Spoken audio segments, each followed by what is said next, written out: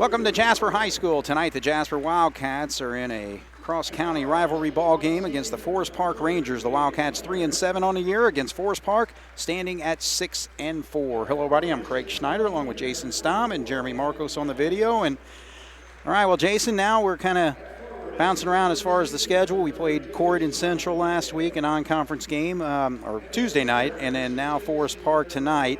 And it's a Ranger basketball team that's actually had a nice run there for 5 straight wins. However, a tough weekend last weekend against South Spencer, losing 78-51, and then on the road at North Posey, losing that game 56-49. But again, records, schmeckers, when it comes to Jasper against Forest Park, Jasper against Southridge, Jasper against Du Bois. So again, just unfortunately, not many fans other than family and all that, but again, it's a county rivalry and always a big game for both these teams. It is. Like you said, you can throw records out. It means nothing when county schools get together to take on each other. Doesn't matter what kind of season you're having. Both teams are always ready to play, and for the most part, it's always good games. So both teams are struggling a little bit. It'll be interesting to see who comes out and wants to be the more aggressor, and try to take it at the other team a little bit. So, good night for basketball. Absolutely. All right, so we are underway. So the Wildcats actually win the tip there. Connor Foley jumping center, and he's out there with Jace Goodhue, Caleb Berger, Tanner Ernie, and Isaac Day, the regular starting five for the Wildcats. And Forest Park's got number 14, Drew Howard. Landon now, he's 24. Wade Leonard is 30. 32 is Simon Jacob, and Blake Hagedorn, number 44. So, and Forest Park in his own there, Jace. Yeah, they're in a I'm not sure what you want to call it. I don't know. I think they're playing man. Okay, yeah, it looks. First, the way they're kind of positioned. Well, they're not guarding out very high. Three-pointer. Now, two. So Goodhue starting things off well for the Wildcats offensively, 3-0. 2. Oh, I'm sorry, 2. It was just a 2. Okay. Who was that? 44. Hagedorn. All right, so 2-2 is our score. I remember the Hagedorn and the Jacob boy from last year when we played them over there. They both played quite a bit. Cross court over there. Berger drives to the lane, kicks on a wing shot there, does not go, but good battle there by Goodhue. So Goodhue active in the ball game early on, and Connor Foley cannot snag that rebound. All right, so that's going to be a blocking foul down low, so Jace will pick up that personal foul. Going to the line to shoot two will be Simon Jacob, number 32. You don't fault Jace for his hustle there, but, there was no way he was going to get there and be able to take the charge there. He'd have been better off just kind of sliding out of the way instead of trying to slide in under the guy. But again, in my opinion, anytime a kid tries to take a charge, I'm not going to yell at him. No kidding. I mean, it's kind of a dying breed or a dying thing of basketball. Kids just don't want to do it anymore. So it's kind of like the block out. Exactly. So 1 of 2 from the foul line there. So the Forest Park Rangers with an early 3-2 lead, 6.5 on the clock here in the first quarter.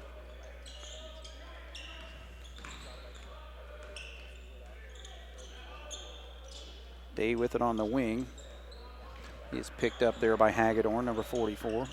I'm sorry, check at 14, Drew Howard.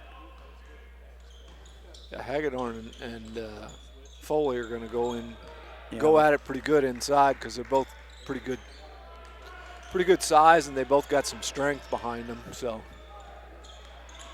good move there but good defense by number 32, Jacob, taking that shot away from Connor Foley.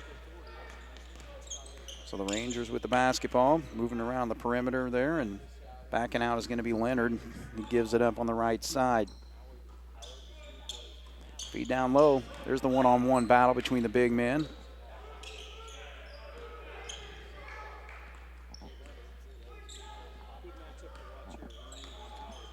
So Howard one-on-one there against Tanner Ernie.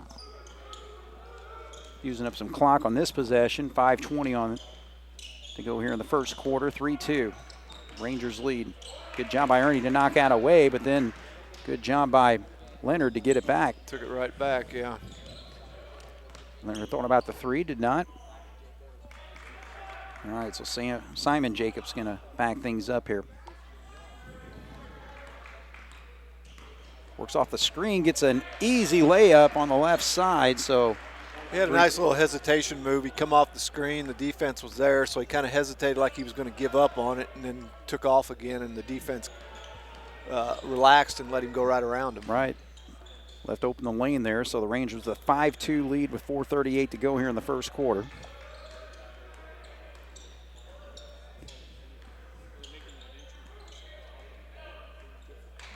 There's a little isolation play there. Ernie was the only guy on the right side there. Our offense just looks kind of stagnant tonight. We're not cutting with some authority and being aggressive. You know, I mean, when we're going well on the offensive end, you know, we're slashing to the basket with the ball and you know, going in there hard. And tonight we haven't done that yet. So Heichelbeck came in for Foley, I believe. Yes. Yeah.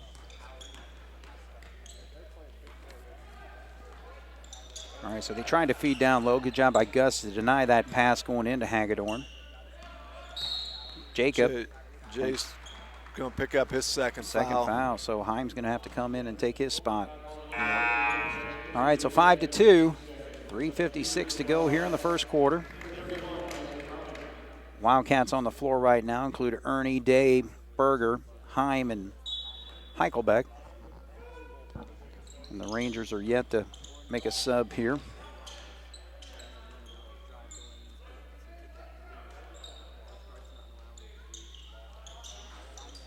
The opening was there for Jacob. He launched it and is going to go out of bounds to the Wildcats. So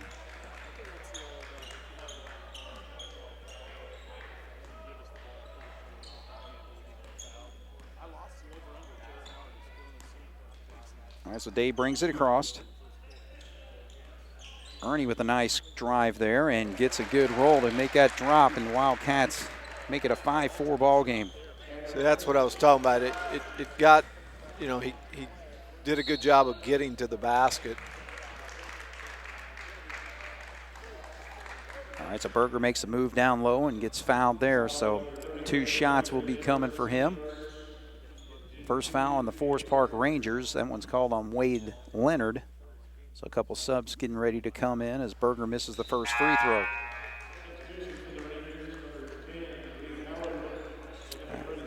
Cooper Ubelor, one of them, number 34. Reed Howard, the freshman's the other one, number 10. All right, so Berger pops the second foul shot there. Both teams are 1 for 1 from the free throw line, or 1 of 2 actually from the free throw line. Tie ball game at 5. Feet inside trying to make a move against Ernie is Drew Howard. Hagedorn, a lot of slapping going around, no calls. I think he got away with the travel too.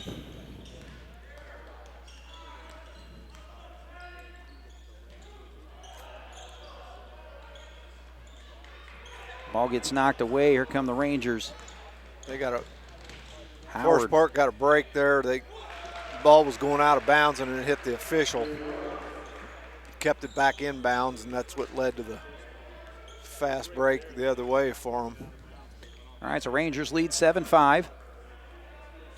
Now they're in the zone, 2-3 zone.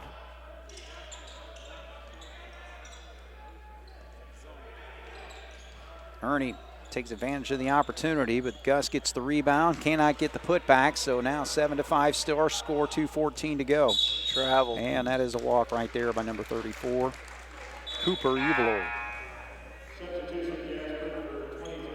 Spencer Englert's in for Ernie.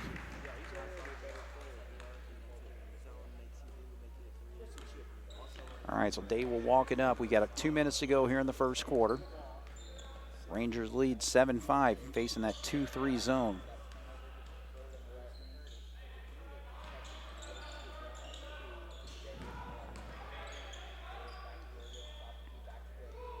Day not hesitating this time. He's going to pop at 3, so first 3 points for him, making it an 8-7 ball game.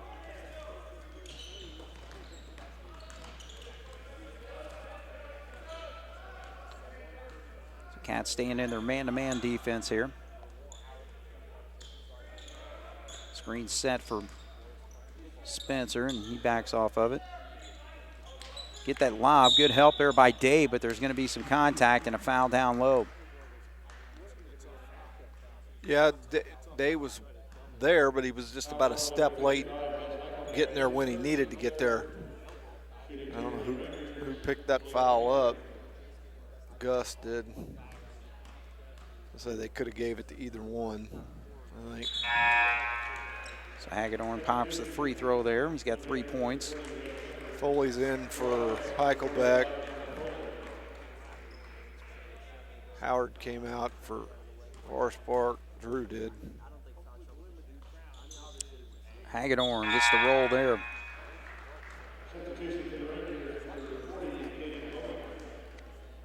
So the 2 free throws give Forest Park a 1-point lead, 9-8. Minute 25 to go as the Cats break the press quickly.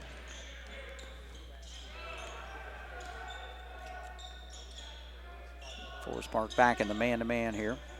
We need to take advantage of Hagedorn being out and get the ball into Foley.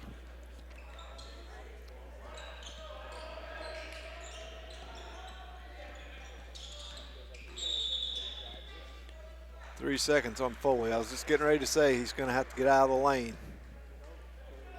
All right, so the turnover puts it back into Forest Park's hands with 1:01 to go here, 9-8.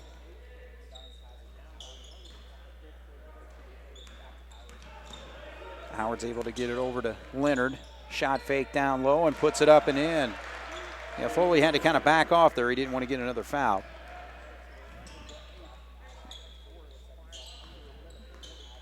So with 42 seconds here, Forest Park with a 3-point lead, 11-8.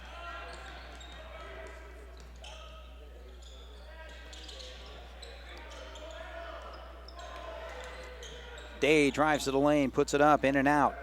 Tough shot at shooting one way and going the other.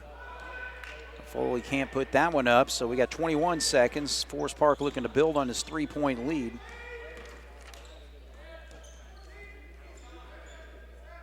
All right, so slowing things down is going to be Wade Leonard down to 9 seconds, but then he attacks the basket and he gets the call here, so should be before the shot, obviously. However, that's the 4th foul on the Wildcats here. All right, so you got Jacob coming back into the ball game. You've got number 14, Drew Howard, back in. They want to get their shooters back in here to the last 8 seconds. So Ernie's going to come in, so we got a little bit, I was going to say more quickness, but he came in for Day, though. All right, so 11-8. I think it was more for the defense than anything. Shot in the corners on the way is going to be short, so Forest Park's not able to build on that 3-point lead. So we end 1, Forest Park 11, Jasper 8 here on 18 WJTS. Hopefully I got their numbers memorized a little bit better. All right, so the Rangers with the basketball to start the second quarter with a 3-point lead, 11-8. Jacob trying to work off the screen, but they're going to call Forest Park. Illegal screen. So he's actually calling that on. I thought he said 11, but there ain't no 11 out there. Maybe it's 10. No, they called him 44. 44. All right, so Hagedorn. No, I don't think they know. 44.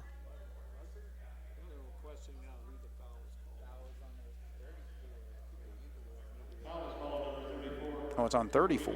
Well, there is no 44, and there ain't no 11. I don't know. I don't think the referee give them the right number, and that's why they had to blow the horn to try to straighten it out. All right. Regardless, it's Wildcats basketball, and the second foul called on Forest Park.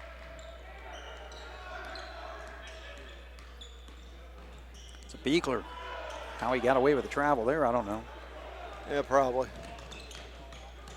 And shot does not go the other way for Drew Howard, so see if the pace picks up a little bit here as Day attacks down the lane. He's double teamed and then has to kick it back out to Ernie. looks to me like we're standing and watching too much tonight. We're, whoever's got the ball, everybody out, the other 4 guys are kind of like standing around watching them try to do something, and it's like, they need to cut, move, and flash to the basketball and try to get the ball so they can score. Oh, he got hammered. Yeah, they totally got slammed by Reed Howard there, number 10. All right, so now it's a 3rd foul on Forest Park. Cats have had 4 fouls called on them. 6:57 to go as Gus is going to check back in.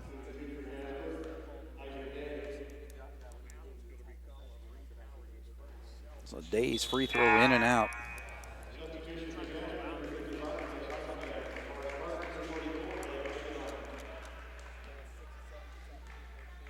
So Foley sits for the Wildcats. Hubler sits for the Rangers. 2nd foul shot is good.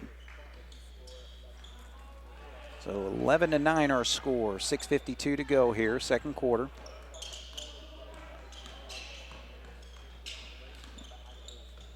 Jacob makes that spin move, and yeah, they do call him for a travel. All right, so neither team, playing the lights out and doing, it's kind of a whole game so far. Yeah, played almost a minute and a half, and there's been 1 point scored.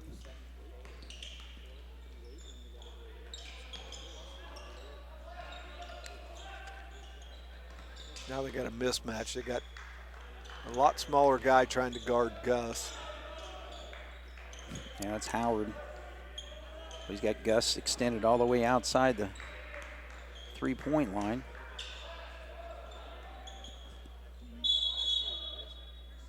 We got a 3-second again on the Wildcats. I assume that was Beekler down there. It was either Beekler or Mundy. Those were the 2 that were in that general vicinity. Right. All right, so Day's going to pressure the ball coming up, and he throws it right into the hands of Mooney, and quickly the other way is Beekler for an easy lay-in. Howard just turned and chucked that. He knew where his guy was supposed to be, but he forgot to look to see if a Jasper player was there. I mean, Beekler was just standing there. Right. Basically threw it right to him. So Howard, this is what they should have done a long time ago. That Howard is a freshman, and, kids that, I don't care how good you are as a freshman, you're not used to the pace and the pressure. Yeah, just right in your face. I mean, I would be all over any freshman that plays. I mean, some of them can handle it, but I would at least pressure the heck out of them and try to see if they can. Well, that's the thing. Find out if they can or can't. Yeah, exactly. I mean, he had 2 turnovers right there within probably 10 seconds of each other. All right, so the jump hook for Gus doesn't go. Tie ball game at 11. Spin move. Shot. Good play there by Drew Howard for his 4th point. 13-11, Cats trail. Gus. And Gus pops that 3, so set up nicely. You could see that one lining up because his man was waiting for him at the low post, and Gus just pulled up at the 3-pointer and drilled it. All right, so that shot gives the Wildcats a 1-point lead, 14-13 with 5:02 to go. Jacob gives it up over to Howard. Hagedorn's going to launch a 3, short on that, so Mooney comes up with an easy board. Hagedorn's trying to match Gus. 3 for 3. 2 big men shooting the 3s.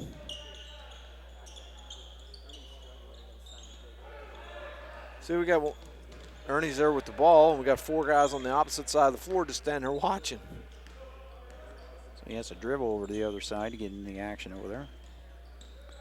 Now they got to use Gus because, I mean, he's got an advantage. Well, Day gets to the lane there, and now he's called for a travel. So had our share of travels called, and we now got a timeout. So 4:17 to go, 14-13 Wildcats with a 1-point lead on 18 WJTS. 4:17 to go here in the first half. Jasper with a 1-point lead over Forest Park. Rangers led 11-8 after the first quarter. Cats have held them just 2 points in the first 4 minutes of quarter number 2. All right, so Leonard with the basketball. Mundy takes him all the way to the lane. He's able to put it up and in there. 4 points for Leonard. And a three-pointer does not go.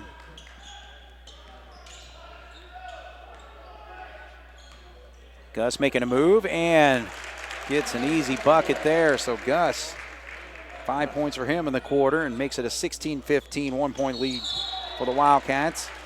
And we got an over and back. Yep.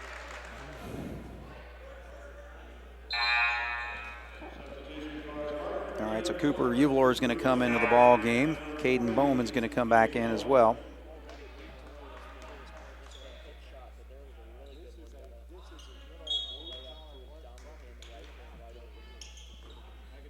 One thing we haven't heard much in this quarter, or actually we haven't seen many fouls called. No. And there's an easy steal. Bad pass. Yeah, Mooney's not able to catch up, so it's an easy bucket for Wade Leonard. He's got 6 now. Lead back to Forest Park by 1, 17-16. 3 minutes to go.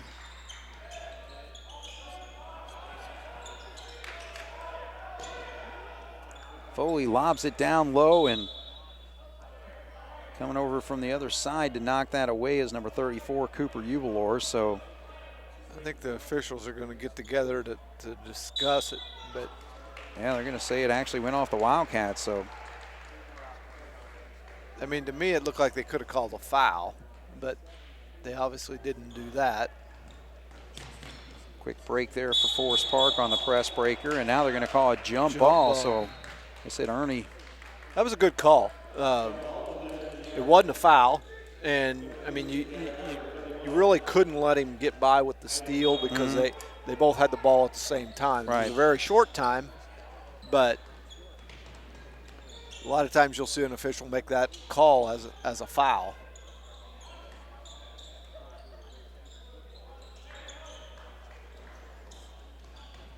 Mooney attacks baseline, and a nice little teardrop shot there for him. 2 points for him. Now lead goes back to the Wildcats. A little seesaw battle right here, 18-17, and Forest Park calls the timeout. So David Welp in his 3rd year, 36-23 in his career at Forest Park, calls the timeout. Jasper 18, Forest Park 17 here on 18 WJTS. Nally will inbound for the Forest Park Rangers. We got 2.5 to go here in the first half. Jasper with the 1-point lead over the Rangers. This is about the typical type of ball game you expected to see. Berger with a nice job getting the steal and going coast to coast there for his first bucket. He's got 3. 3-point lead for the Wildcats. Maybe the biggest lead for the Cats so far. Yeah. I think it is. It's about the biggest lead in the game for either side, Yeah. probably. Rangers led by 3 at the end of the first. Yeah. All right, so we're inside of 2 here. Jasper's in a little 1-2-2 zone. They're not really trapping out of it. Now they do when they get it in the corner, but So Drew Howard. Uvalor's got it now. Now he moves it over to the other side.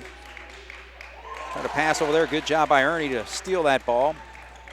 He's on the left side, and he's just going to little runner jump shot there, but now it's about on the floor. Wasn't a great shot. No, I don't think so. He did a good job of getting it stolen and then got down the floor with it, but would have been a good time to pull it out and run a little offense off of it, and we didn't, and it ended up with a quick fast break down here for Forest Park to score. Right. All right, so Englert in for the Wildcats. Jacobs back in. Hagedorn's back in. So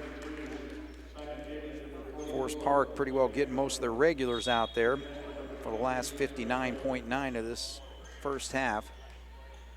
2019, Jasper with a 1-point lead. And we got another whistle. And this is going to be an offensive foul called on Berger this time. Englert, I think. Yeah. Okay, Englert. I didn't see what he did, so I can't say whether it was a good call or not, but it kind of came out of nowhere. Yeah. All right, so 5th foul on the Wildcats. See if that comes into play with 49 seconds to go. Cats in the zone.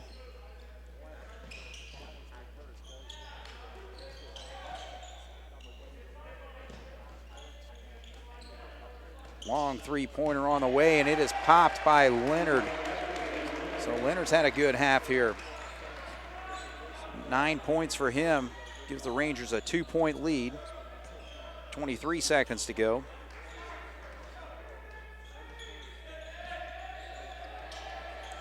Ingram hands off to Day here with 14 seconds. Jacob will keep an eye on him as he sees what kind of move he makes with 8 seconds to go. They had Englert with a back cut, back door. Oh, and they end up calling a travel on Day. I don't know about that. Well, that's going to give Forest Park a chance to extend their lead. It's a 2-point lead, 22-20 with 4 seconds. Going to have to be a quick one. Get over to the wing. Tough shot put up, and it's drilled. Right at the buzzer, Cooper Ubelor. He kind of had to hesitate there, and his defender went by him, and then he was able to get that shot off just at the last split second. Kind of just threw it up there. I know. So 25-20 is our halftime score. Forest Park up on the Wildcats by 5. So Jason, kind of a late run there. The Wildcats were just up by 3, and now Forest Park with 8 straight points. Well, it's kind of, like we were just talking, it's what you expect when you got 2 county schools playing. It's going to be, it's a game of runs. Like you said, Jasper went on a little run, got up 3. Next thing you know, Forest Park goes on a run, scores 8. Now they go into halftime up 5. It's one of those games where, I don't feel either team's going to run away from each other. It's going to be back and forth, about like the Southridge game was. That one went back and forth, and I think this one will be the same way. From just kind of watching a little bit in the first half, I felt like Jasper's offense was a little stagnant. Didn't feel like they were cutting, with some authority. When you say cut or move, there's a difference between just out there going through the motions and being out there and doing it like you mean it. Right. Going quick, going hard, not just go out there and cut and, run around. So I think that's probably one thing Coach will probably, want to try to see him do a little bit better job the second half. So. All right, well, we'll take a halftime break. Forest Park 25, Jasper 20 here on 18 WJTS. All right, we're back once again here at Jasper High School. The Wildcats against the Rangers here on 18 WJTS. Craig Schneider, Jason Stamm, and Jeremy Marcos bringing the action tonight. And the Wildcats trailing Forest Park 25-20.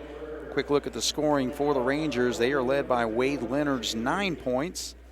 Hit a 3-pointer there in the second quarter. 6 points for Drew Howard. Three points for Simon Jacob. 4 points for Blake Hagedorn. And hitting that last second 3, Cooper Ubelor off the bench. And for the Wildcats, 4 players have scored, including Isaac Day's 4, 2 points for Tanner Ernie, 3 points for Berger, 2 points for Jace Goodhue, and 5 points for Heichelbeck. Oh, check it back. Mundi and also Beekler scored as well. So Wildcats 20, Forest Park 25, and the Rangers will have the ball to start second. And quickly, They call a 5-second call. So now they run a second off the clock, and there should be 0. It should be 8. Right. All right, well, just count 1 extra second, I guess, when you get down there. Because the clock should have never started because it technically never got in bounds. That's pretty nitpicking, though. No, I know. All right, Foley, double team, now kicks it back out. Goodhue in the corner, shot fake, drives down there, then drops it down to Foley for an easy bucket. Nice pass. See, there's a little more movement there. The ball moved, our guys were moving. That's what we got to continue to do. And again, would like to see Foley get more involved with the offense. He's first 2 points for him on that shot there. Jacob with it, and that's Goodhue picking him up in the lane. Now he spins, and they call another travel. One of the most travels I've seen called all season in one night. Been a lot of them. Yeah. But the majority of them I've seen, so they must be pretty bad if I see them. Right. All right, so the Wildcats will bring it up here, 25-22. Rangers with a 3-point lead. So again, we'll see if this becomes a little bit more of a dogfight. Nice back cut by Ernie, who just didn't get him the ball. A lot of dribbling. Right. See, that's what I was just saying. We're not moving. Feed inside to Foley. He's able to recover, but a little too far right behind there, the basket. Right there, he should have took a dribble, squared himself up, gathered himself. That's definitely a walk there. And would have been able to hit the shot, but instead he caught it off balance, and he tried to throw something up, behind him. Yeah. And he couldn't get it up there. All right, so 25-22. Jasper with the basketball, trailing by 3. A minute and a half here into the third quarter. They switch a lot of their screens, and that's why it's a little bit tougher for guys to get open. But when teams switch screens or switch men on a screen, if the guy that sets that screen rolls, he's going to be open. And we're not doing a very good job of that. Plus, we end up with mismatches like Foley right now has that. Who is it? Ubilar on him. Yeah. He can't guard him. But again, he's got to get into a spot where he can get the basketball. But Ubilar cuts him off there. Now they go baseline. Jace has to save it. Berger three-pointer does not go. But Day is able to recover, and they're going to say it went off. Day going out of bounds there. I couldn't tell from where we're sitting. It was kind of a scramble, but. All right, so Simon Jacob with the basketball inbound over there to number 14. Drew Howard bringing it up against Tanner Ernie.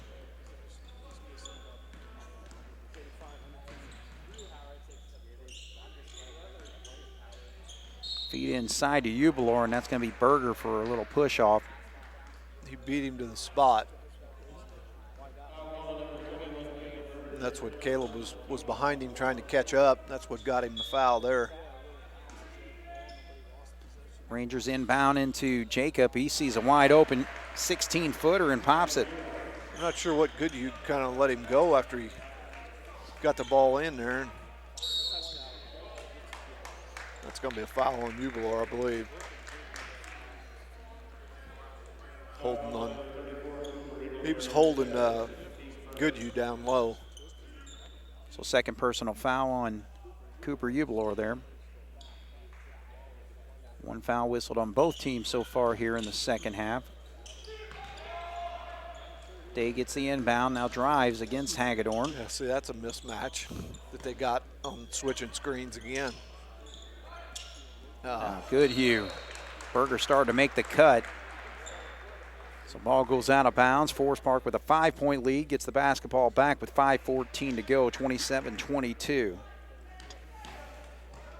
Day puts pressure right there on Wade Leonard in the backcourt. That was good defense. He didn't reach. He didn't do anything. Just put some pressure on him. Now he did, though. He reached with his arms or hands. All right, so second team foul as Moondy's going to check in for the Wildcats. Second personal foul on Day. So Tanner's going to sit. It's just one of those games where who's going to take control right now? In Forest Park, though, Hagedorn, strong man's one up there and off the glass for a bucket. And he'll shoot a free throw to go along with it. Ernie picked up this foul. Or Foley, yeah. So first foul on Connor tonight. That's good. And missed free throw. 7-point lead now for the Rangers. Cats looking for a bucket here and needed badly. And Day finds a way to get it in. 6 points for him. That's when I like our offense, is when we attack the basket like that. There's a nice steal.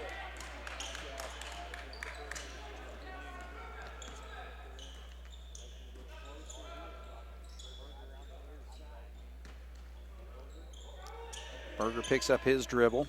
Let's get over to Connor. Hagedorn almost got it. Day's going to launch the three. Misses there.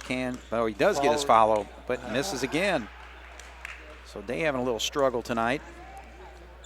Jacob recovers, drops it for an easy bucket and a foul. So Drew Howard, 8 points for him, and he's going to go to the line shooting for that ninth. 29-24, 4:11 on the clock. Or check at 31-24 as Gus Heichelbeck checks in. Ernie's back in for Day. Reed Howard is checked in for the Rangers. Now I'd get right back after him. You know, the last, when he was in the game the last time, we put some pressure on him and forced him into 2 turnovers. Jump stop for Berger in the lane, gives it up to Heichelbeck. Now down to Mooney. Mooney makes a spin move, puts it up, and a little short on it, but he's going to go to the line to shoot 2. That'll be the 3rd foul whistled on Hubelor. That foul kind of bailed him out because he was kind of in no man's land there, and he was determined he was going to shoot, and it wasn't going to be a good shot.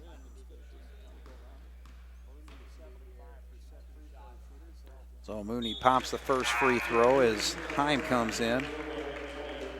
So 3 points for Carter. Heim's in for Foley.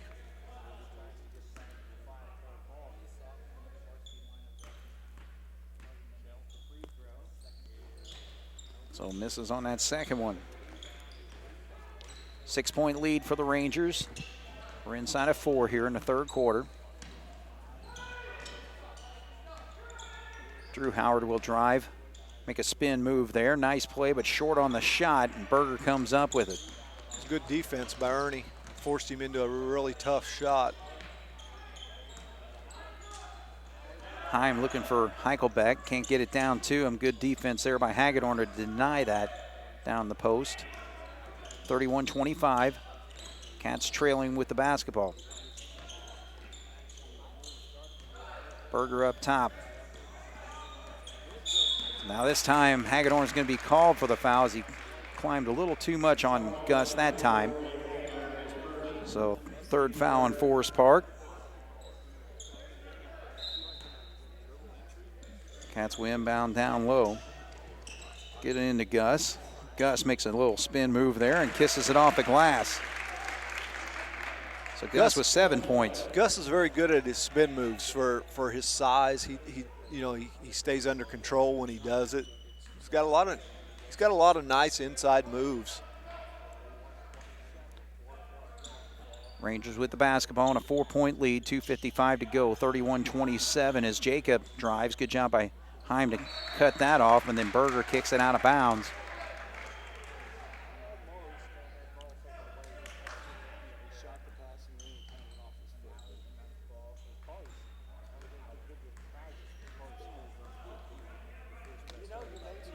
Drew works off that screen on the left side, gives it up to Jacob.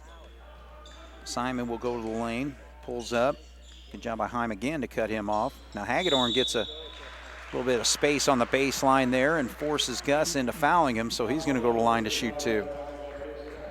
Fouls are racking up here in the 3rd quarter already. So that's a 5th on the Wildcats, 2nd on Gus. And Hagedorn misses. So he is now 2 of 4 from the foul line tonight. Free throw shooting all around tonight's not very good. No. Rangers have missed all 3 free throw attempts here in this 3rd quarter. 31-27, second foul shot up and good. So 7 points for Blake. As Tanner brings it up, gets it over to Carter. Heim with it.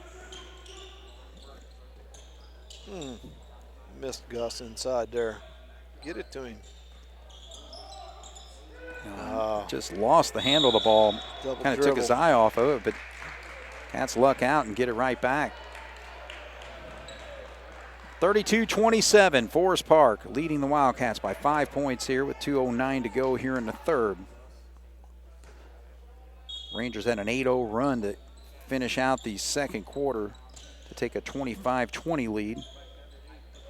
And Gus with a nice little turnaround J there. 9 points for Gus. Whoa.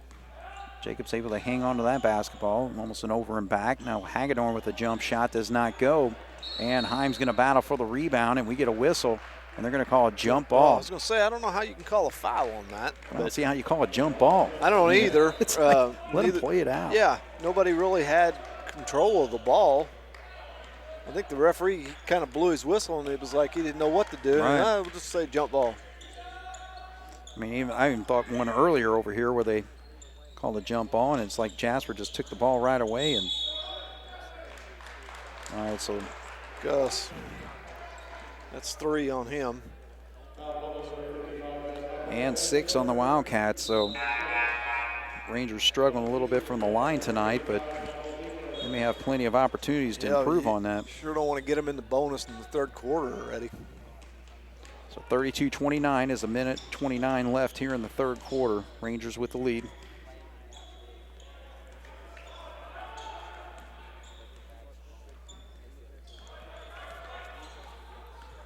Howard works off the screen, then stops. He's short of that, or inside that three-point. Oh, they called it a three-pointer.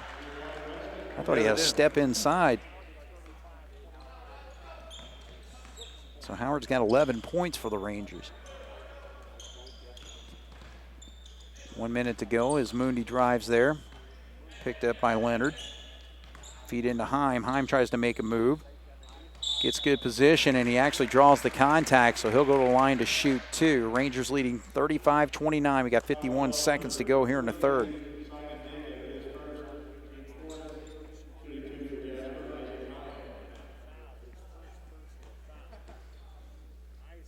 First foul called on Jacob as Isaac gets a little roll to go in. So first point tonight.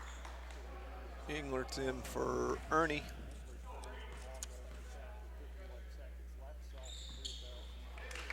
And second foul shot's good. 35-31.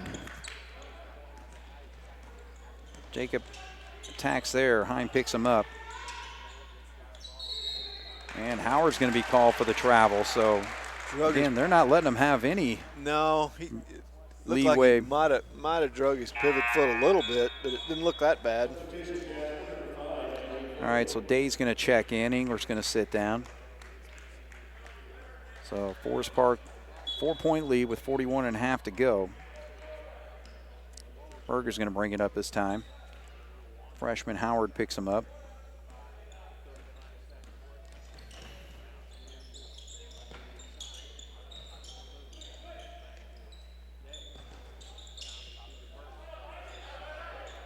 .22 seconds as Carter gets a good look, but he's short on the shot. So Drew comes the other way. Stop, pop, and gets the roll. So he's starting to heat up a little bit. 13 points for him. And he makes it a 6-point lead for the Rangers with 6 seconds to go as Berger drives to the lane. Gives it out to Dave. Three-pointer on the way, and he swishes it. Big shot, and just what the Wildcats needed to end this quarter. 37-34, Forest Park leads here on 18 WJTS. So Coach John Gable breaks up the huddle there, and the Wildcats come back on the court. Forest Park will have it to start here in the fourth quarter. 37-34. Rangers with a 3-point lead.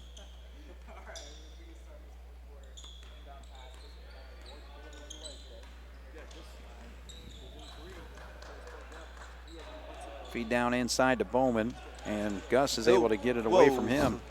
Almost threw it right back, though. Yeah, we got lucky there. Gus from 3. Drains it.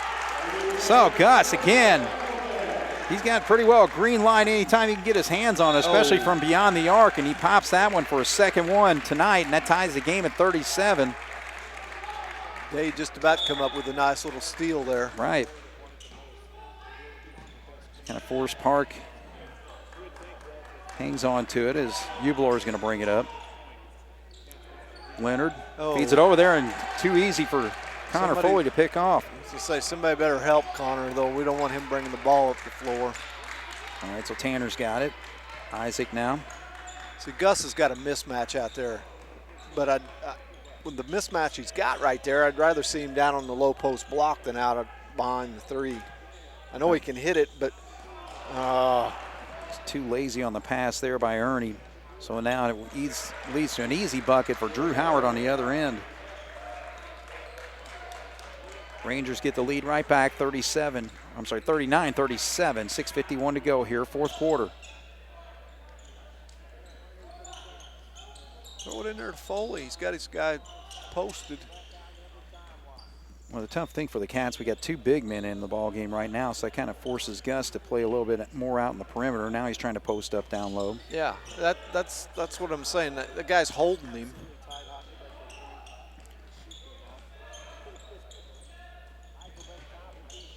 He thought about it.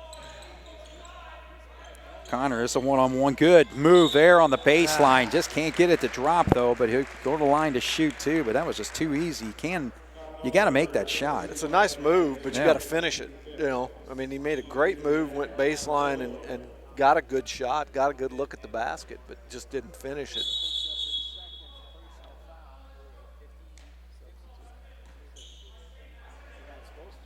All right, so we got a substitution. I think they just called lane violation on Gus. He took off after they had thrown the ball, so Foley's only going to get one shot now instead of two. All right, so he actually misses that shot as well, though. So Foley, just 2 points tonight for the Wildcats. So we came away with that with nothing. Yeah.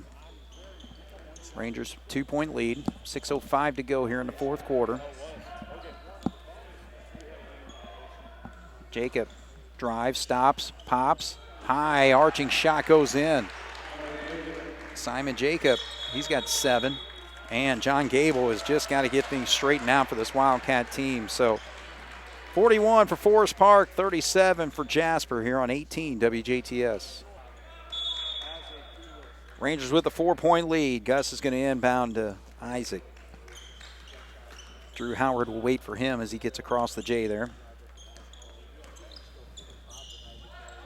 Gus trying to front himself down there, getting good position, but they cross-court it over to Tanner. He'll drive, stop, feed to the corner. He's hit from there tonight. Not this time.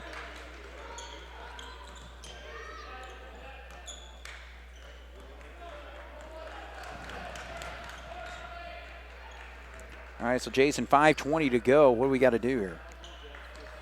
Well, for one, we got to take care of the basketball, and we've got to play a little bit better defense. You know, again, like we've said all along, it's been a game of spurts. You know, Jasper got up, Forest Park come back. You know, Forest Park got up pretty good a while ago. And that's going to help that lead right there. Howard's gotten a lot of rolls here in the second half. I mean, he's done a good job of getting the shot up there, but the rim's been awful kind to him too because the ball's bounced around and went in. So, I mean, you know, he's scoring a little bit more in the second half than what he did in the first half. So, but I've noticed that, like Ernie wasn't guarding him. Berger was trying to guard him. So I'm not sure why they switched that up a little bit. But we've got to do a bit better job down here on offense. We've got to move the ball. See, again, we've got one guy with the ball and the other 4 guys are kind of standing around again. I mean, I know we're looking in there to get the ball inside, but the other 3 guys need to move so that we have the opportunities. Well, that's going to help for the Wildcats. Carter Mooney popping one. His first 3-pointer of the night makes it a 4-point game, 44-40. Leonard gets it back up top. So Drew Howard. We need a defensive stop right here. Good steal. There goes Connor. Oh, I'm sorry, no, that's Ernie. Yep, that's Ernie. Ernie going all the way for an easy bucket there. So just like that, Forest Park had a 7-point lead, and the Cats run 5 quick ones off. So we'll take a timeout. Forest Park 44, Jasper 42 here on 18 WJTS. Well, Jason, we're starting to see a little wave of runs for both these teams. Forest Park just built up a 7-point lead, but then the Wildcats come back with 5 quick ones. Well, you know, and again, that goes back to, you know, the rivalry. You know, nobody quits. You know, just because you get down 7, everybody wants to, you know, you don't want to lose, so they keep fighting and scratching.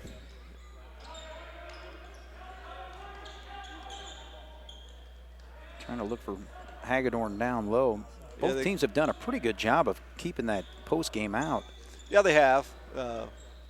Goodyou's in there now, and you know I guarantee he's gonna fight it for every inch he's got. I mean, he's gonna give up some size, height-wise, and some weight probably, but I guarantee you, ain't nobody gonna work harder than what Jace does. All right, good job by the Wildcats to. Berger kind of knocked it loose, and Day got on it. And before we had a chance to throw it away, Coach Gable called the timeout. All right, so we'll take another break. 44-42, Jasper trailing by 2 here on 18 WJTS. All right, so Gus in the ball game to inbound here to Day. 3:34 on the clock, fourth quarter action here. Forest Park against Jasper. I said the Southridge game on my mind.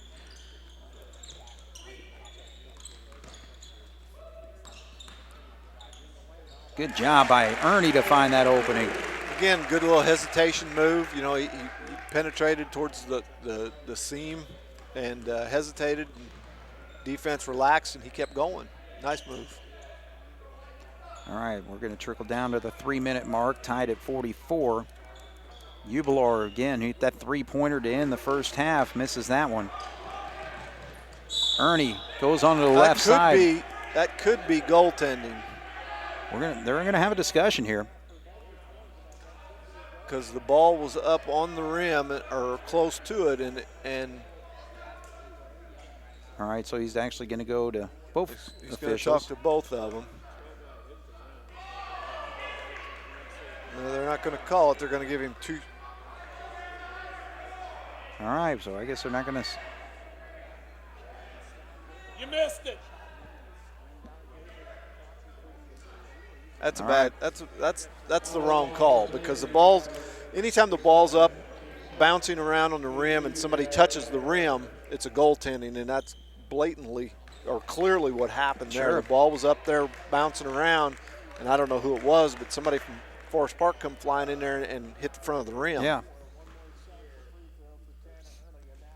All right, so Ernie misses both. So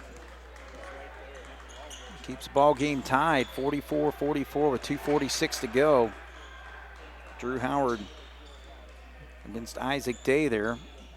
Hagedorn trying to set a screen. I think they were trying to get that Ernie to switch, but they couldn't get the job done with, I think I've seen. Yeah, Howard misses that three, and so Gus comes up with a loose one. Drive, and they're going to call an offensive foul on Carter Mundy. There, you know, that's just a little bit of inexperience there. You know, we got the basketball. You want to be a little more careful with it. You know, again, he's being aggressive, going to the hole, but. Yeah, Coach John Gable is just not happy. He's still all over the official. Yeah, it stems from that play and the goaltending play. I think it's the same official that made both calls. Right. Forest Park got lucky there. Jacob mishandled the ball, but it looked like a pass right to his teammate.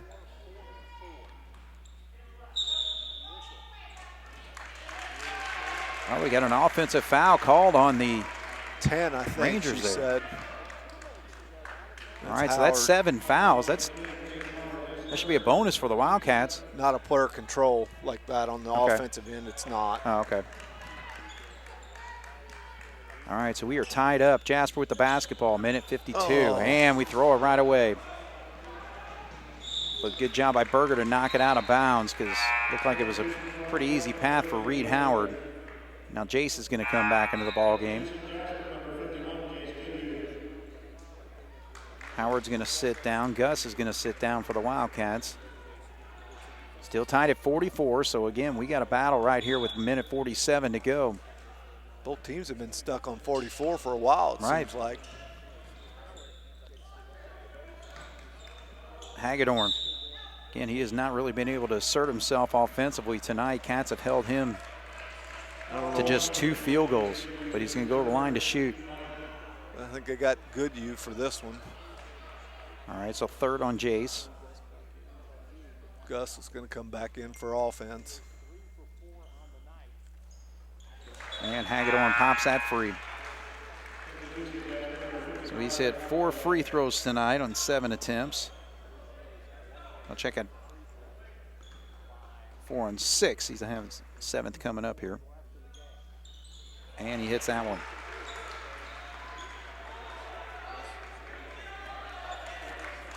Two-point lead for the Rangers. Minute and a half to go, and timeout going to be called by John Gable to try to set something up here. Very valuable possession for the Cats.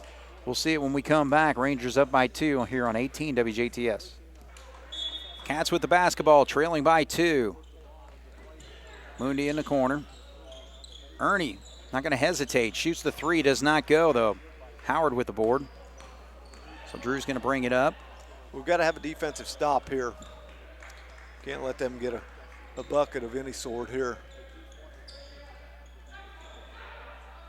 So they're going to continue to run their offense even though they're up by 2 here with a minute 12. Yeah, they don't need to shoot. I mean, they just got to take care of the basketball. Said that like he almost lost it, and he does steal it this time. Ernie the other way with an easy bucket. So just what the Cats need to tie this ball game. We're inside a minute. Tanner Ernie having a nice fourth quarter with 6 points. Drew Howard, 18 points for him. Now he gives it to Hagedorn. He launches a 3 and drills it from way out. And the Cats are going to have to call a timeout there, but Hagedorn just 2 field goals before he pops that 3-pointer and gives the Rangers a 3-point lead. He shot that like he had all the confidence in the world. No doubt. Actually, Forest Park calls a timeout here, and it's going to be a full timeout. So we'll take a quick break. 49-46, Rangers lead here on 18 WJTS. 40.6 to go, Jason. It's crunch time. It is. We can't have a trip down the floor here where we don't score. We need to, we don't necessarily have to have a 3 yet, but we have to have points, obviously. All right, so Berger with it. Feed into Gus. So Gus actually, they call the foul before he's able to get that shot off. So Gus looked like he had good position to put one in. Still get the bonus, so it's going to be a 1-and-1 for the Cats. Just the 8th foul whistled on Forest Park. 2nd on Hagedorn.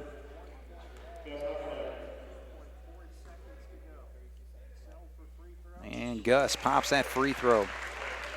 So again, smooth shooting, Gus Heichelbeck.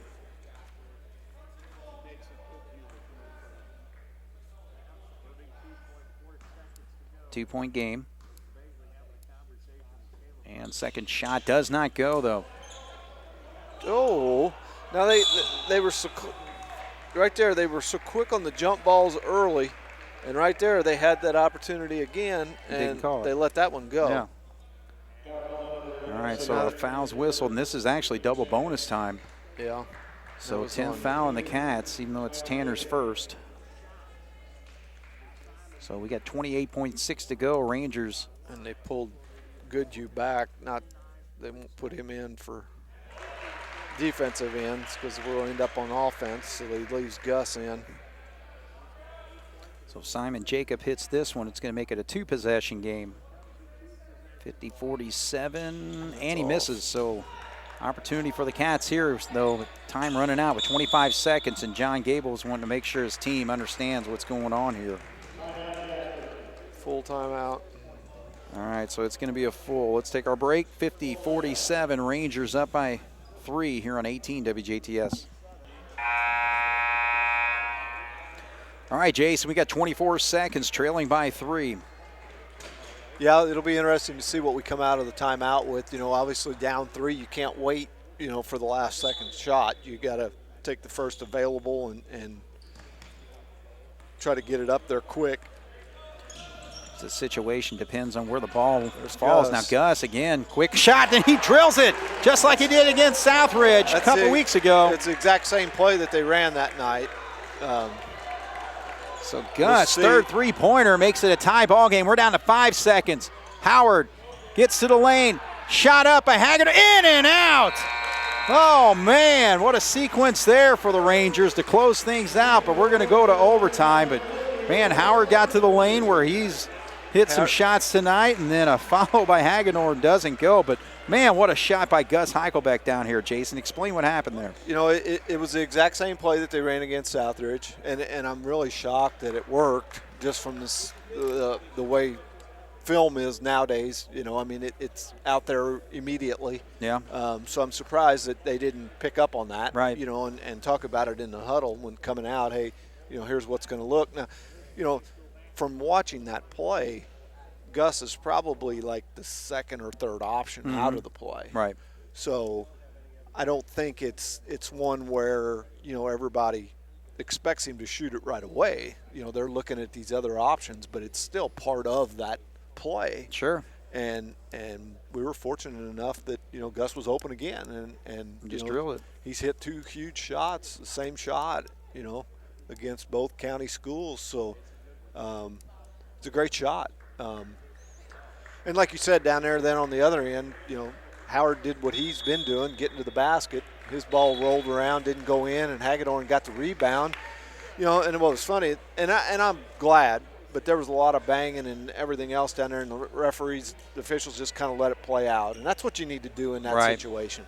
You know, if a kid is blatantly fouled, then yeah, but if there's a little pushing and this and that going on, let them play. Right. So. Well, as we do in overtime, we're going to jump things up here, and we'll see if the Cats can take control like they did against Southridge in the overtime period. But Forest Park gets the jump there, so 3:53 just underway here. 50-50 is our score. So get it down into Hagedorn. And they're going to call the foul, I believe, on Gus. No, I think they gave it to Foley. They gave it Foley? Okay. Yeah, and I mean, that looked like a situation where Connor was just in the wrong place at the wrong time. I mean, I wouldn't have thought he would have got that foul, but he did. All right, so our situation here is free throw is missed. It's double bonus for Forest Park. 8 fouls on Forest Park, so Jasper will be 1-on-1 when they go to the line.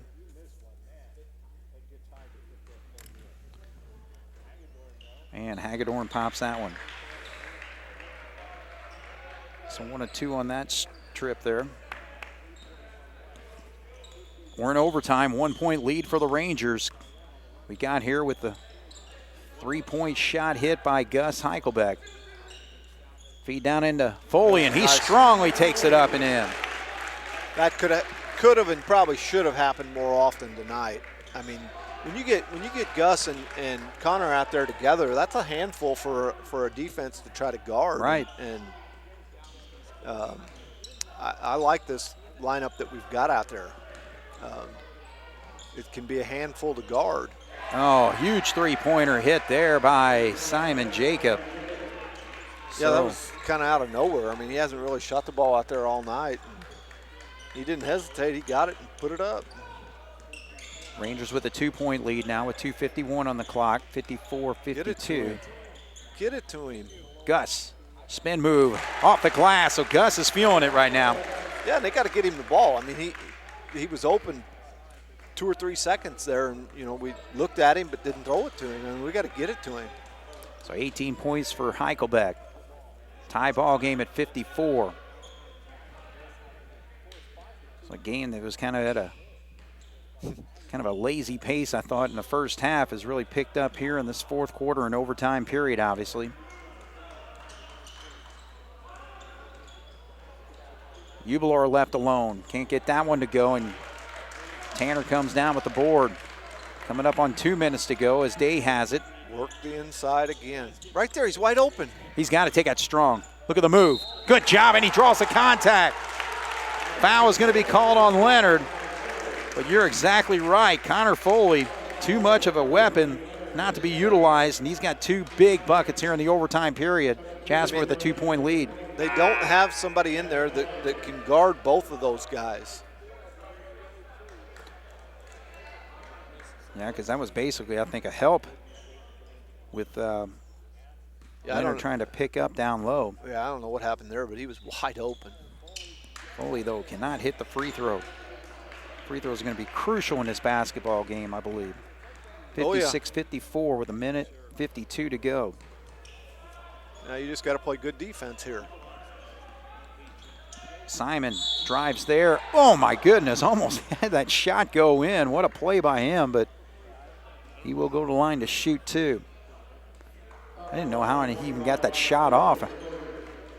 See that, when you do, there's kind of a reverse role to those two being in at the same time, because they're a handful on the offensive end, but then when you get to the defensive end, it's hard for those two guys to have guys that they can guard. You got Foley outside trying to guard Jacob, who is an outside shooter. He's a slasher. He's a get to the rim type player, and Foley's not used to guarding somebody like that. He's used to guarding a post player and battling that way. So it presents a problem on offense, but it also presents a problem for you on defense. Right. So nice job by Jacob to hit those 2 free throws, ties this ball game. So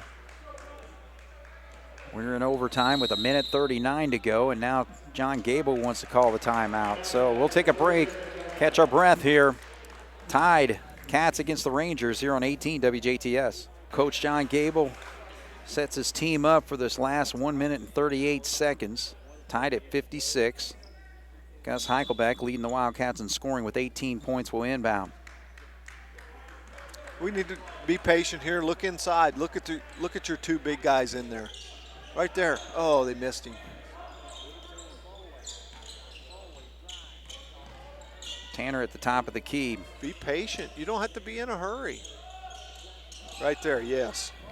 There we go. Good job by Foley getting it off the glass. So he is really getting a position he needs to get into. Once he gets his man sealed on the top side like he did there, that lob pass is there all night. And that's exactly what they did. They did a very good job of being patient and being able to get that and execute that to get the ball in there. All right, so David Welp wants the timeout. It's going to be a full one. Jasper with a 2-point lead, 58-56 with $1:07 to go here in 18 WJTS. All right, coming out of the timeout here, Jasper with a 2-point lead with 1:07 to go. And then, what do you think, Coach Welp? You think he's going to hold for the last shot or what? No, I think he'll probably run his offense, and take the first good available shot that they have. I don't see him holding it. I think they'll look for the score.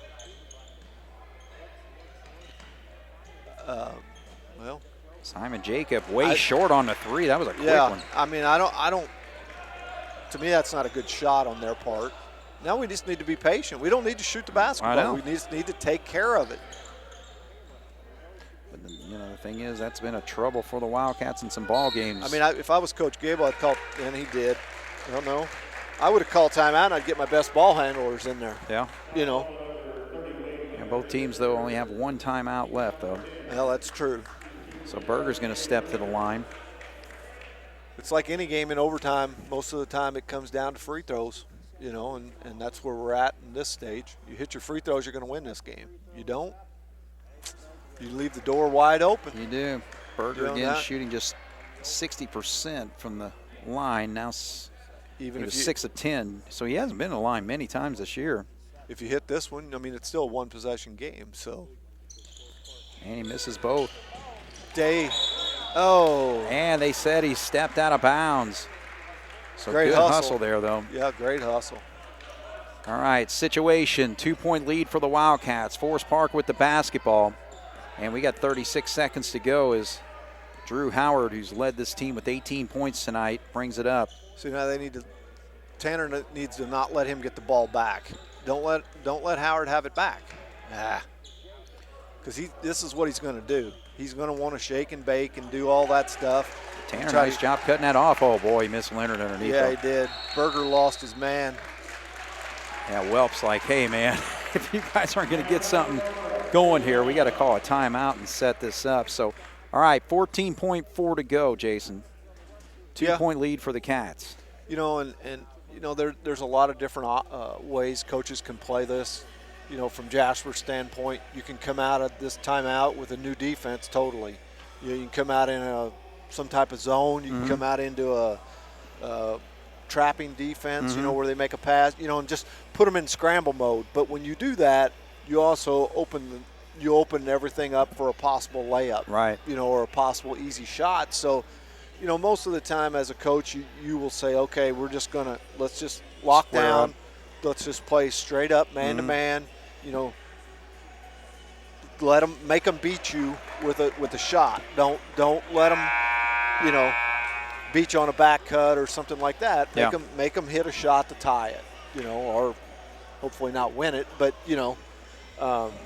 so it'd be interesting to see what Coach Gable does. I mean, he's got his defensive team in there. He's got Goodhue in with Berger, Day, Ernie, and Heichelbeck. So, like I said, you what do? Well, we're manned up right here, so they try to set a play there for Howard, but Leonard's got it. Now he's going to drive. Look at that. It just opened up for an easy bucket. And Jasper's got a timeout. And John Gable does call it, so 4.6. But, yeah, my goodness, I think it was just so much focus on Drew Howard's play there that it just – what they did, they used Howard as a decoy because they put him all the way over here in the corner, and Ernie stayed with him. He was in no-help defense, which meant if somebody's man beat him, he wasn't going to help because they weren't going to leave Howard open, and that's exactly what happened. They set a high ball screen at the top of the key. They came off of it. We didn't do a very good job of hedging the screen. I don't know whose man it was that set that screen, but he's got to jump out there and hedge that screen and force that guy to go out higher and wider so that whoever, I think it was Berger's man, but he would have had time to recover to cut the guy off from going to the basket. Yeah. And we didn't do a very good job of that. But from the same sense, I'm sure Ernie was told, don't leave Howard, because had Ernie left Howard and went in and stopped that drive, it would have left him open for a three-pointer. Right. So that's a big bucket by Wade Leonard. Easy left-handed layup, so the Cats with the basketball. Well, do we go to the well for the third straight time? Do we run that same play? It's on the opposite side of the floor. Right. Not much time either. It's still the same play, but right. But yeah, you're right that we don't have as much time. All right, so a chance for the Cats to win this basketball game. 4.6. Day gets it. He's going to drive. He's going to have to get a shot off. Where is he going with it? My goodness. I don't know why he gave it up, and who is he giving it up to? Well, I think, and I don't know. I don't want to speak for the players or the coaches, but from the looks of that, they were setting up a play on the opposite. There was a play for, I think Mundi was set up over there, and Mundi cut, and he threw it to where he thought he was or was going to be. So. All right, well, we're going to double overtime. We're going to take a break here, 58-58 here on 18 WJTS. All right, both teams score 8 points in the first overtime period, but we're going to jump it up all over again. Hagedorn gets the jump again. So Wade Leonard hit the big layup to tie this basketball game at 58. Drew Howard, Cats held him scoreless in the overtime period. He still leads this team with 18 points. Yeah, Jacob hit a big three, too, in that overtime, I think, didn't he? Right. So we'll see if both teams are a little bit more patient on offense during this period.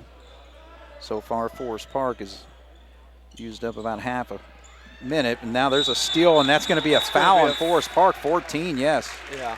Good job by Tanner I thought Ernie. The referee, the way he was coming in there, was going to call it an intentional, but it wasn't. No. I mean, it shouldn't have been. No, he just come flying in there like it was. Yeah.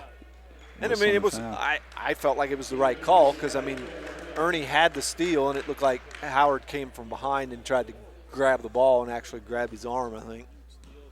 But we got to hit our free throws. I mean, we hit them a while ago. We win the game in overtime. Right. All right, so Ernie, who had missed 2 free throws in the fourth quarter, hits a big one there. 59-58, 3:23 to go. We're in the second overtime of this basketball game. And second foul shot is good.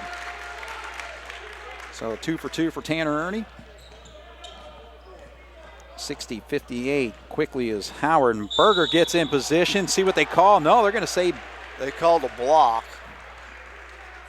But I don't know whether they're going to count the basket. Good.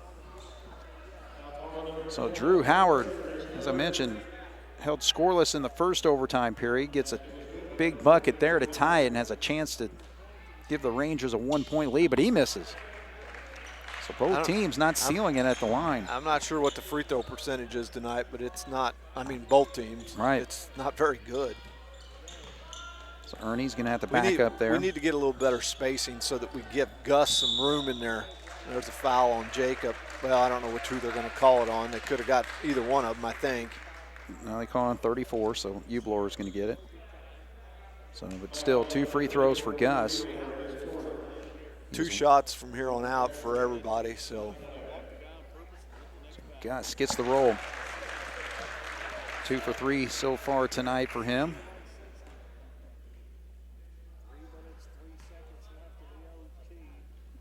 And misses the second one. So another 1 for 2 trip for number 55. Makes it a 1-point lead for the Cats, 61-60. Jacob will drive. He stops. Shot goes in. That's a tough shot. I mean, he kind of just threw it up there, and he got the kind roll of the rim. So now it's the Rangers with the lead. 62-61, Foley with it. I mean, they could call 34 for holding. Look at him. He's got both hands wrapped around the back, and he's got it around Gus, not letting him move. Good feed into Connor Foley, That's a foul. and it goes up and in. Nice position there by Foley to handle that pass, lobbed in by Heichelbeck, and off balance, he puts it up and in.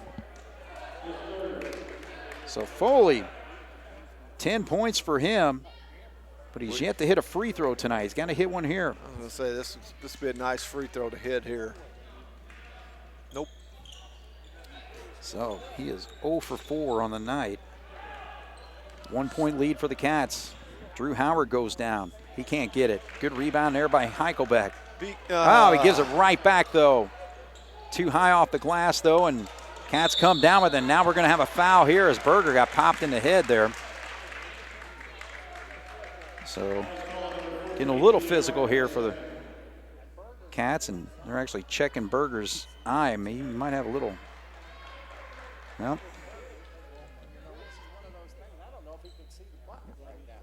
All right, so we got 2 minutes and 9 seconds to go. Jasper with a 1-point lead, 63-62, and the officials checking Berger to make sure he's okay before he shoots his foul shot.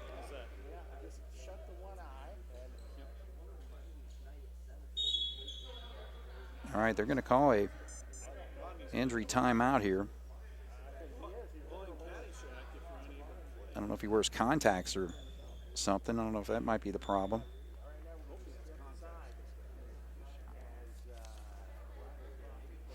So again, I don't know. I mentioned before, Berger's a 60% foul shooter. I don't know if that is a contact, yeah. Yeah. Put it in your mouth and put it back in. Yeah.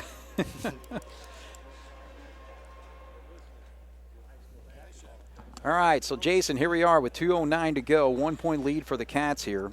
Huge free throws coming up for. Down to free throws again, Greg. Yeah, I know. I mean, it's the same old song and dance. You know, if you hit free throws towards the end of the game, you have a very good chance to win. And, right.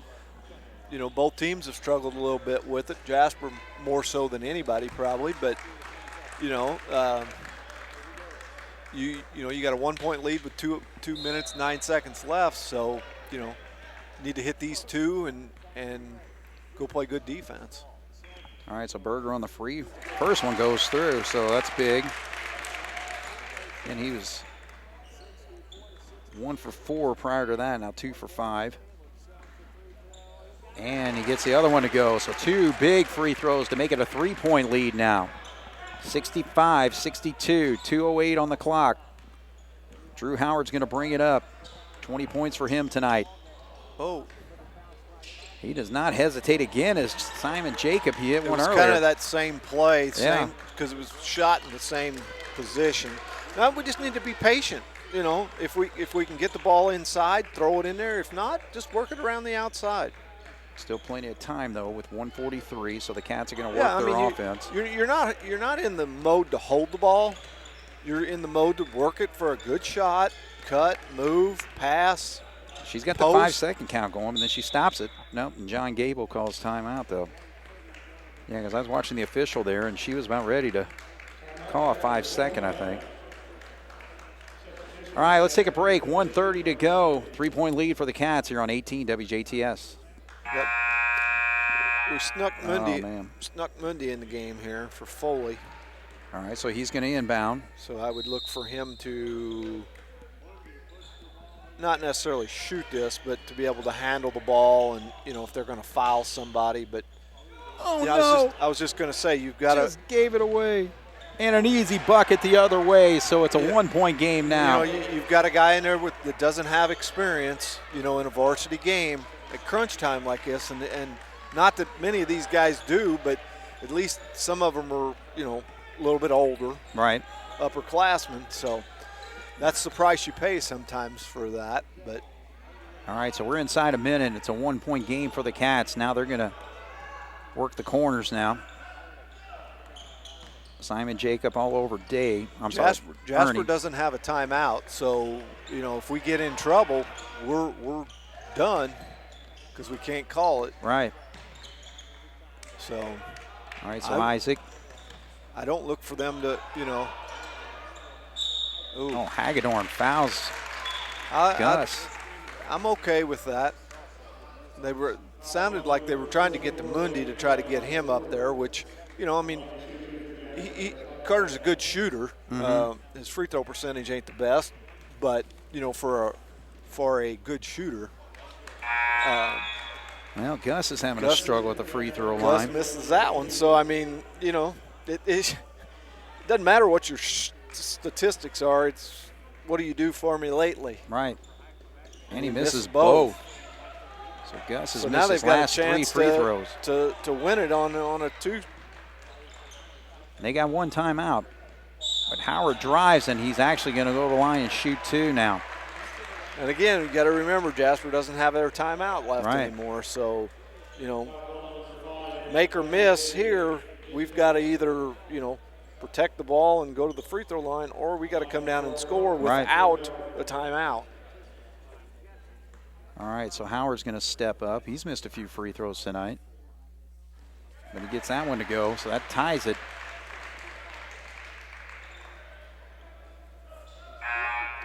So 65-65. Got to make sure you block out here. You got Ernie trying to block out their big man.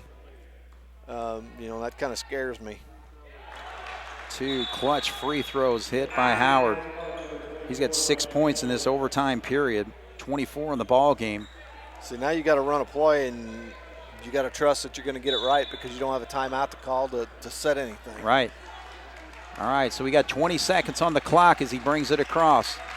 Isaac Day works off the screen set there by Heichelbeck. 1-point lead, and they lose the handle of the basketball, and they're going to call a jump ball, and it is possession to the Wildcats. I'm not sure what we were trying to do there. We only need one bucket. We don't need a 3. Yeah. We need a 2 here. So and in all honesty, we're probably better off here because we can come out of this with a set play. Right. Whatever we want to call. Coach Begley usually calls these and runs these. They get in Foley can't handle the pass, and Forest Park comes up with it.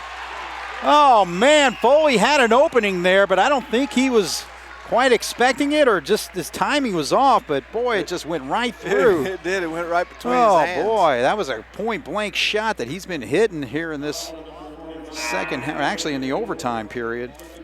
Yeah. So this is the second overtime again, 7.5 to go. Forest Park, 1-point lead, and stepping to the line is Leonard. Either way, I mean, you still got a shot, even if he hits this one. It's just a one-possession game. But do you foul? But again, well, I don't know. But here you are without a timeout.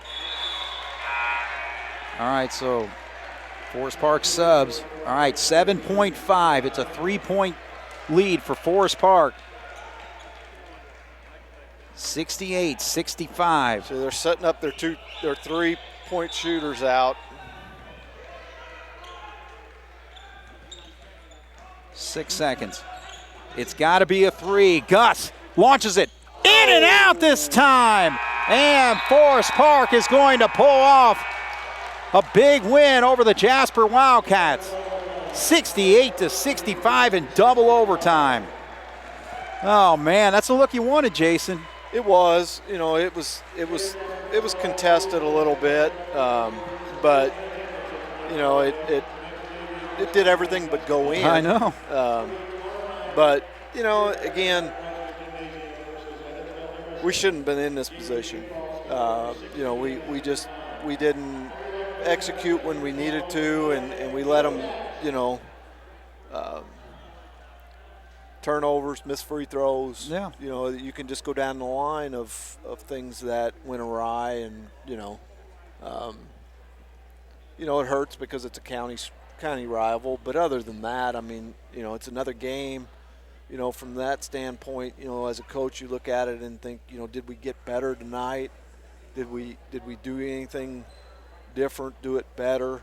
You know, and again, I'm not going to sit here and analyze that because, you know, I don't know what the last 2 days, what these guys have worked on in practice. Right. You know, hopefully maybe when a coach comes up here in a little bit, you know, he can sit down and he can talk with you and say, you know, well, we got better because we did this or we did that we've been practicing for the last 2 days. Right. You know, and again, it's like I said, it's not a matter of, yeah, wins and losses are important, don't get me wrong, but it's a matter of getting better. And, you know, maybe we did get better, I don't know. But, you know, obviously you look at the score and you think, well, no, you didn't because you got beat. Right. But it's aggravating, it's frustrating, you know, I'm sure from the coach's standpoint and the players too. You know, I mean, anytime you lose to a county rival, that, you know, it's a little bit different. But at the end of the day, it's you know, another game. But, you know, it stings. It stings, especially, you know, you lose in double overtime anytime. I don't care who you lose to in double overtime, it hurts. Oh, sure.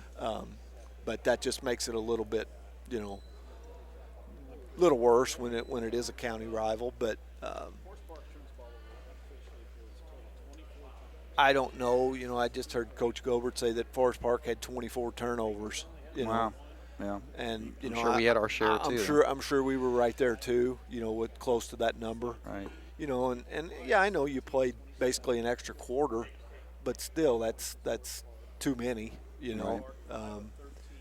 You just have to, you know, learn to take care of the basketball and learn from it. You know, I've always, through my coaching career of whatever it be, basketball, baseball, whatever, you know, I always tried to tell kids, you know, at the end, you know, if you learn from your mistakes and you correct them and don't do them again, a loss can be a benefit. Right.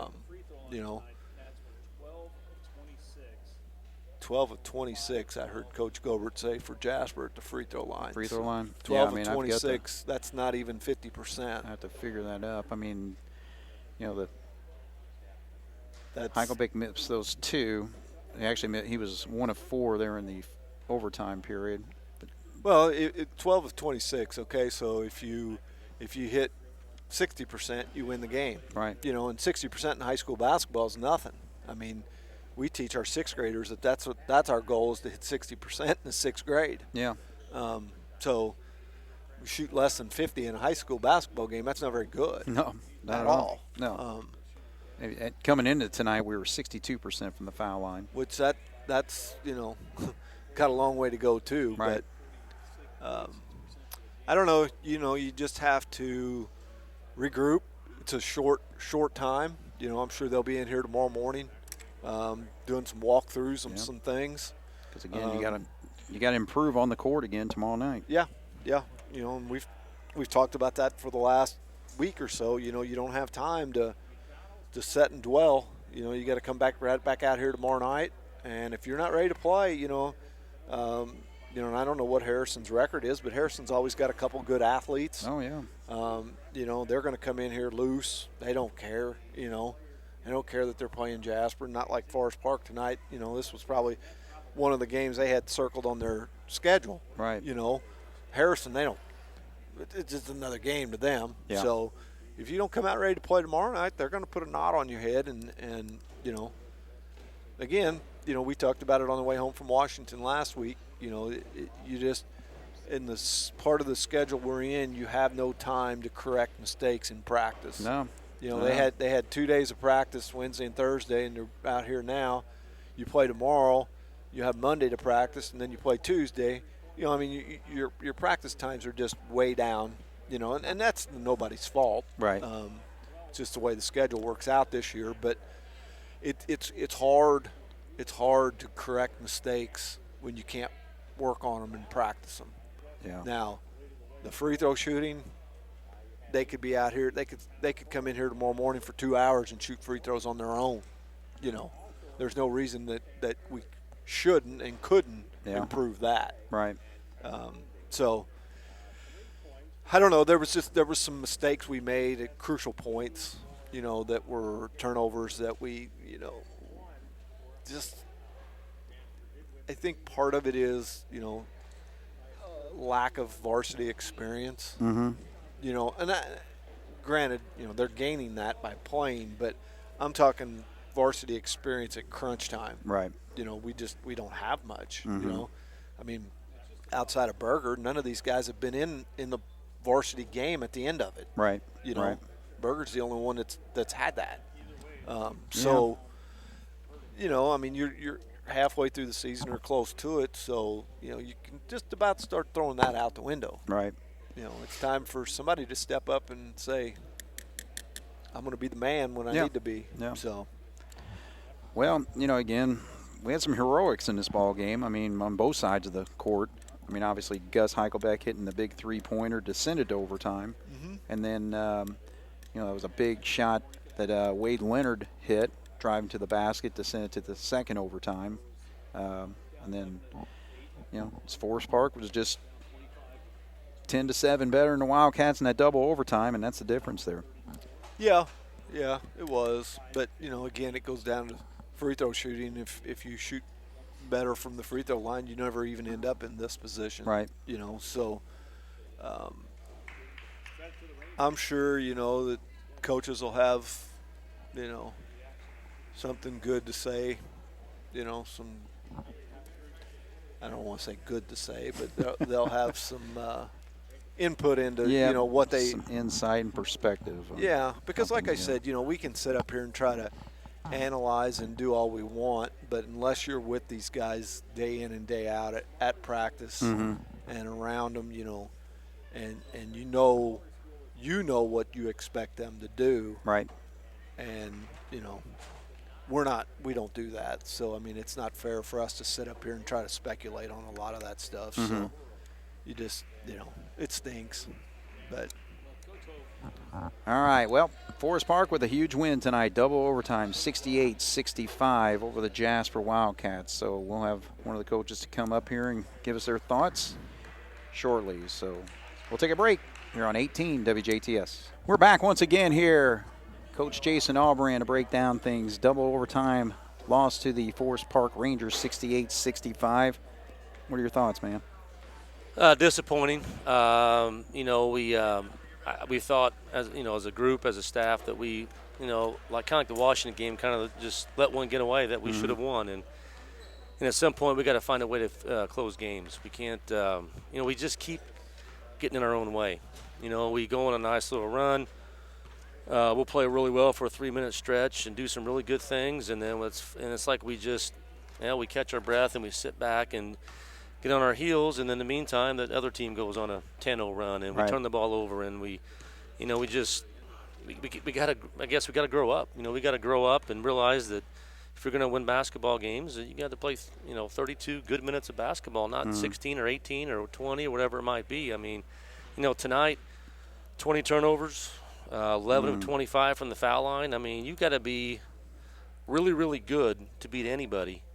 I mean, you got to be a lot better than the team you're playing to have those numbers and still win a basketball game. No question. So, you know, just regardless of how many overtime periods you play. Correct. I mean, you know, so that's why I say disappointed and giving one away. When you shoot 11 of 25 on your home floor from the foul line, then, you know, I don't know what we can do. You know, so. We just got to grow up. We got to grow up. We can't feel sorry for ourselves, and we're going to have to man up a little bit. And you know, we're in game 11 now. You know, we're halfway through a season, and it's the, you know, the excuses of young are over, and these guys, you know, they played a half a season, and it's time to start executing at a higher level, and time to start doing your job and doing it well and doing it consistently. Right. You know, I think that's our big thing. We just don't have a consistent focused approach on both ends of the floor long enough. Well, where are our struggles? I mean, is it defensively, offensively, a combination of both? But really, if you had a whole week to kind of work with this team, what would we work on? Well, obviously, number one, this is our third straight game with 20 turnovers. Mm-hmm. I mean, we cannot continue to give teams the ball 20 times. Not only, how many points we had at halftime tonight, for example, they had hit 2 perimeter shots. One that was a throw from the wing at the buzzer, and another 3-point shot. They had 16 points in the paint. Now, I would bet that 8 or 10 of those came off live ball turnovers that turned into layups for them. Right. So you compound the mistake with the turnover with a bucket. So that to me is number one. We've got to find a way to handle ourselves more confidently, more fundamentally on the perimeter, and not hand the ball to their team 20 times. You're not going to beat anybody. We just can't. We can't overcome that right now. And I thought defensively, at halftime 22 to 25 to 20, I think at half. And 3 of those came, like I said, with the kind of a prayer at the buzzer. So I thought defensively in the first half, and of those 22, 16 were in the paint, and I bet 10 of those 16 came off live ball turnovers. Yeah. So how many times have we make a good play, we get a steal, and then we come back down, turn our ball right back over, or we take a bad shot, and then which leads to an easy run out for them on the other end. So, being able, and how do you practice managing game-like situations? I mean, it's hard to simulate that. You can say, well, we'll put 2 minutes on the clock, and we got a 3-point lead, and the JV guys go out there and guard them, and maybe you put a 6th guy out there, and you can try that, but really it's different on game night. Right. I mean, if you play, you realize it's different. I mean, you can do all the simulating in practice, so that's just, we're going to have to learn our lessons a little bit quicker, I guess, than we're learning right now. We keep,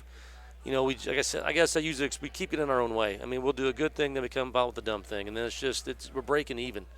And right now, like I said, we've got some nice pieces, we got some good players, but we're not good enough to commit 20 turnovers and beat anybody on our schedule. Right. Well, another thing, too, once we got into that overtime period, all of a sudden now Connor Foley's getting involved in the offense. Where was it for the first 4 quarters? If you can find the answer to that question, you let me know. Because he that'd be a good finally found his that game. Would be a good thing to find out. And that it's not Connor's fault. We're not blaming Connor. But to your point, I did think we did a pretty good job. One of the positives tonight is halftime, they were trying to front the post quite a bit. So we talked about flashing high posts, trying to get some high lows. And I thought we did a really good job of that at times in the second half, getting some easy buckets for our interior guys inside. So and that was a positive. We executed end of a game play again and hit a 3-point shot to put it in overtime. Right. But, we had a lead up to shooting double bonus with 30, 25, 23 seconds, and, you missed 2. Right. Well, now all of a sudden, now you make 2. They're caught between, do we go 3, do we go 2, and maybe you defend them for 14 seconds. Worst case, you're still up. You got it's just so we just keep shooting ourselves in the foot. It's aggravating. And I'm sure the boys are aggravated, disappointed, but right. We all got to look in the mirror and we got to grow up. Point blank. Was there anything that Forest Park did that impressed you tonight? I thought they attacked the basket well. They do a good job. They've got guys in the perimeter that can do a good job of getting around you and kind of putting you in situations where you're going to have to help off a guy, and depending on who their lineup is, there's guys you can help off, and sometimes there's, the big kid, a big 3-point shot. I think it was in the first overtime. I think we were up 3. I think he tied it up. Yep. That was a big shot for them. Defensively they switched everything, which when you're not, we knew they were going to switch ball screens, but they kind of, I guess, I'm not saying surprised us, but they switched every screen when the teams don't switch a lot. So when they do, we're so used as a basketball to be trained that when you're passing the ball, you always throw to the guy that's coming off the screen. He's going to be the guy open. Well, when they switch, it's the complete opposite. He's going to be guarded. You have to look at the screener. Yeah. Because the guy he's screening is now guarding him, and if he does his job and slips or pins him, that's where the ball needs to go. Sure. So I thought we did a poor job of recognizing. We had nice at the end of the game there. Connor kind of slipped to the bucket on the inbounds play, and ball went through his hands, and but so As far as them, no, I didn't really just surprise us with anything. We knew they had some good players and had some guys. I mean, they had 4 starters back from last year's team, so they had a year under their belt to learn these lessons, and so hopefully we're learning ours, and before the end of the year we can fix some of these issues. Well, we use a lot of bodies, okay? Again, every game we're playing 10 guys. What about narrowing that down? Well, we've got some guys that we liked. Tonight I thought we did a good job of full court pressing and jumping a little bit at half court and caused them some problems and got some steals. And, if you're going to play that kind of style, it's hard to play 5 or 6 guys. And really, except from a flow standpoint, when we sub, we don't really feel like we're dropping off. We're not taking a guy that's averaging 24 points a game, and by God, we got to have him on the floor. Yeah.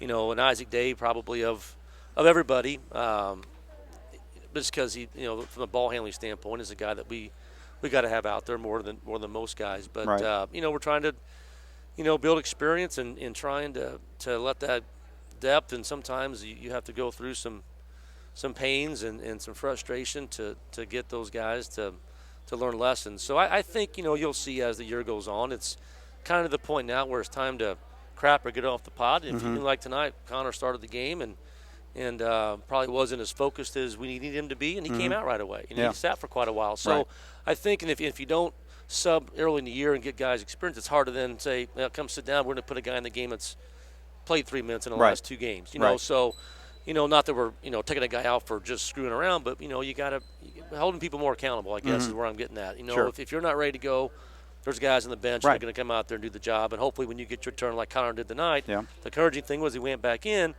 In overtime, he had some nice minutes, and we got to get him playing focused like that for 4 quarters. And so, I think you're going to continue to see us play 8, 9, 10 guys, and that may, as guys get experience and don't produce, and maybe that gets whittled down, and come tournament time, you kind of get a finer definition of what your rotation is. Right. And it's been hard too, Craig. With everybody's in the same boat, I know, but we've had guys in and out, and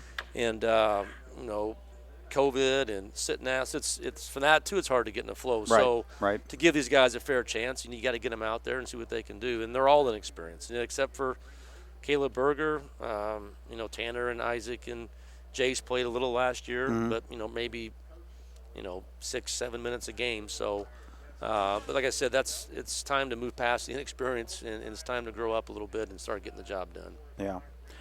Well, one other question I wanted to ask. Yep. When Day had the ball and he drove over to the right side over here, and then he kind of cross-court passed that on that last-second play there.